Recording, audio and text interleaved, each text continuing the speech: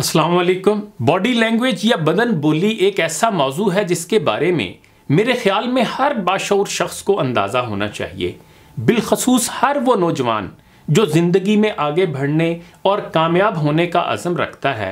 उसे तो ज़रूर इस मौजू पर कुछ ना कुछ पढ़ते, सुनते और सीखते रहना चाहिए।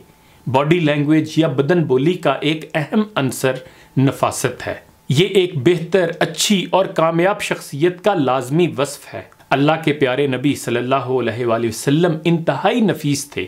नफासत इंसान के हर पहलू में झलकती है, चाहे वो खाने पीने का मामला हो, उठने बैठने का या पहनने ओढ़ने का। पॉजिटिव पाकिस्तान की राह पर सिमाब आरिफ साहिबा कहती हैं कि एक बात जिसका समझना बेहद अहम है वो ये कि सादगी और सुस्ती में फ़र्क है।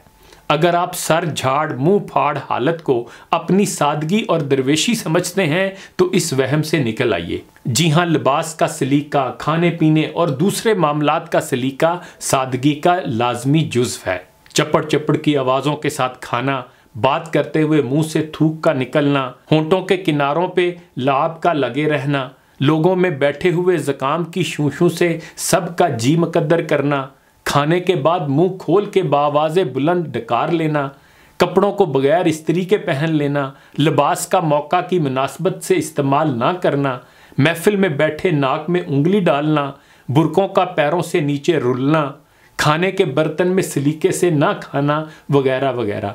ये आदात सादगी की अलामत हरगिज़ नहीं है, ना ही एक नफीस इंसान में किसी सूरत हो सकती हैं। यूनिवर्सिटी लाइफ में कुछ ऐसे तलबा व तालबात देखने को मिलते थे जो साल साल यूनिवर्सिटी में गुजार देते और उन्हें फिर भी पहनने ओढ़ने का सलीका नहीं आता था। अगर आपने 4 साल यूनिवर्सिटी में गुजारे हैं और अभी भी आपको ये नहीं पता कि फॉर्मल इवेंट्स में चादर की बुक्कल मारकर शामिल नहीं हुआ जाता, या क्लास में लाल पीली और खट्टी मीठी फंकी शर्ट्स पहनकर आना मुनासिब नहीं, या अभी तक आपको बुरका लेकर चलना या स्कार्फ से एक नफीस नकाब करना नहीं आया और आपका स्टॉलर फिसल फिसल कर नाक से नीचे गिर रहा होता है, या सख्त गर्मी में 3 पीस पहनकर आना बेवकूफ़ी है, या चलते फिरते आपके कपड़े भी सिमटे नहीं होते, या आप सर्दियों में लॉन में खा पी कर घास पे माल्टे के छिलके फेंक कर उठ जाते हैं, या आपको शड़ की आवाज़ों के बगैर चाय या जूस पीना नहीं आता,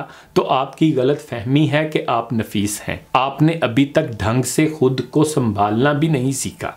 अपनी आदत व अतवार का जायज़ा लें ताकि आप एक नफीस इंसान बन सकें, क्योंकि खुदा खूबसूरत है और ख़ूबसूरत चीज़ों को पसंद करता है।